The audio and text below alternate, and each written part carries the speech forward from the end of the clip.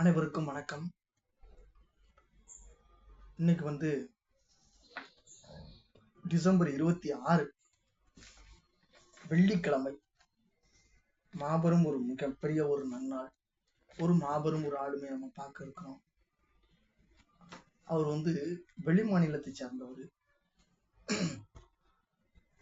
தலை சிறந்த சமூக சீர்திருத்தவாதி பாபா ஆம்தே அவருடைய பிறந்த தினம் இன்று.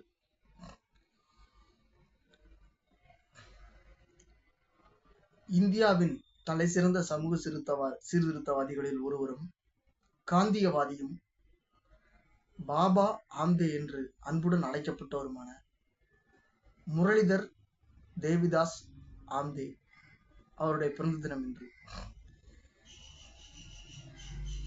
மகாராஷ்டிரா மாநிலம் வார்தா மாவட்டத்தின் ஹிங்கான் கட் என்ற கிராமத்தில் பிறந்தார். 1914ஆம் ஆண்டு. முரளிதர் தேவிதாஸ் ஆம்தே என்பது இவரது இயற்பெயர். தந்தை ஒரு நிலக்கிழார். முறையாக இசைப்பயிற்சி பெற்றிருக்கிறார்.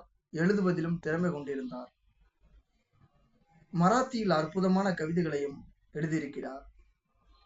சட்டம் பயின்று சட்ட ஆலோசகராகவும் பணியாற்றியிருக்கிறார். 1942இல் வெள்ளையனே வெளியேறிய போராட்டத்தின் போது வழக்கறிஞர்களை ஒன்று திரட்டி சிறையில் அடைக்கப்பட்ட தலைவர்களுக்காக வாதாடினார். அதற்காக சிறை தண்டனையும் பெற்றார். காந்திஜியின் சேவாகிராம் ஆசிரமத்தில் சிறிது காலம் தங்கியிருந்தார். உயர் வகுப்பினர் எதிர்ப்பையும் மீறி தன் பண்ணையில் உள்ள கிணற்றை பட்டியல் பிரிவு மக்களும் பயன்படுத்திக் கொள்ளலாம் என்று அறிவித்தார்.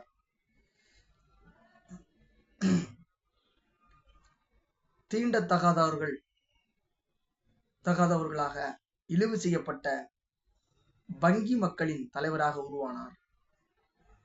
ஒரு நாள் சாலையோரத்தில் தொழுநோயால் கடுமையாக பாதிக்கப்பட்ட ஒரு மனிதன் வலியால் துடித்துக் கொண்டிருந்ததை கண்டார்.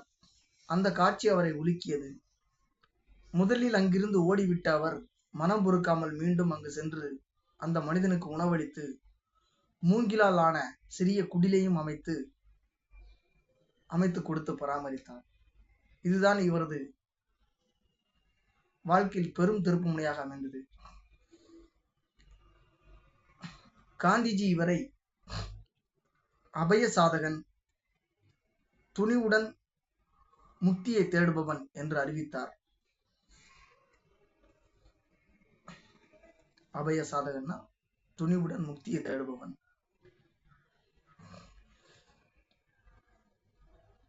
என்று அழைத்தார் காந்திஜி.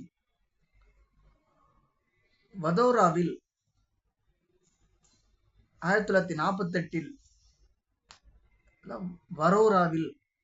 1948இல் சிறிய அளவில் தொழுநோய் கண்டறிதல் மற்றும் சிகிச்சை மையத்தை தொடங்கினார்.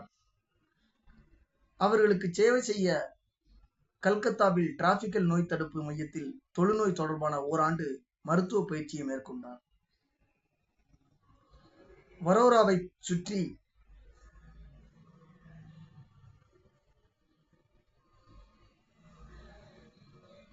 50 கிலோமீட்டர் சுற்றளவில் 11 தொழுநோய் சிகிச்சை மையங்கள் உருவாக்கினார்.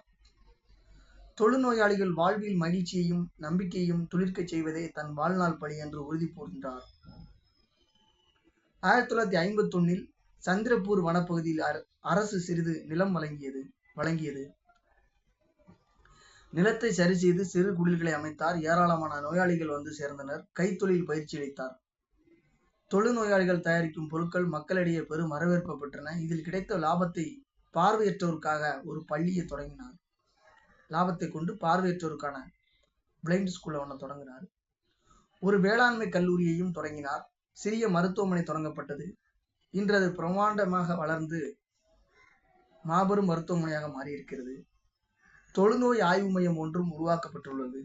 மக்கள் அவரை அன்புடன் பாபா ஆம்தே என்று அழைத்தனர். எந்த மக்களை சமூகம் ஒதுக்கி வைத்ததோ அவர்கள் கரங்களினாலேயே பள்ளிகள், கல்லூரிகளை கட்ட வைத்தார்.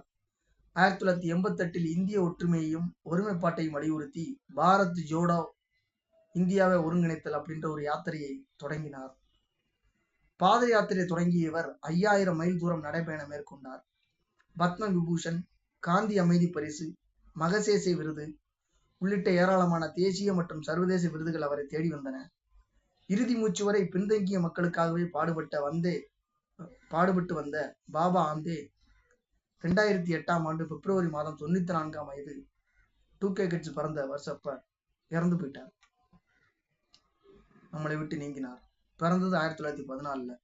94 வயசு வரை உயிரோடு இருந்திருக்கிறார். நன்றி, வணக்கம்.